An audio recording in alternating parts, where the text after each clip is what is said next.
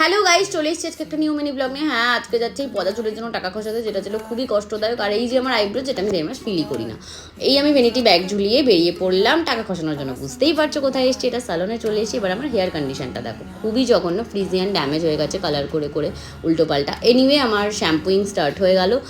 Self pampering করতে কারই বা না ভালো লাগে বলো। দেন শুরু হলো আমার ড্রাই। এইবার সব থেকে কষ্টজনক ব্যাপার, যেভাবে আমি আমার জীবনের স্বার্থপর বেইমান মানুষগুলোকে হাঁটিয়ে দিয়েছি, সেভাবে আমার ড্যামেজ হেয়ারগুলোকেও কেটে দিলাম। এবার আমার এখানে ট্রিটমেন্ট চলছে। আমি করেছিলাম কেরাটিন জ্যাপ।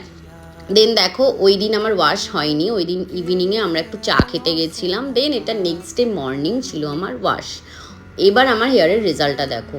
পয়সা খরচ করলে কি না হয় বলো, মানে দুর্ধর্ষ একটা রেজাল্ট এসছে। দেন আমি একটু সাথে ডিটানা প্লাস আইব্রো করিয়ে নিলাম। উফ, এবার আমার মুখের জেল্লাটা দেখেছো, জাস্ট কোনো নো মেকআপ নো ফিল্টার। টাকা খরচা হলো ঠিকই, তবে ফলটাও ভালো পেলাম। আজকের ব্লগটা এটুকুই, টাটা।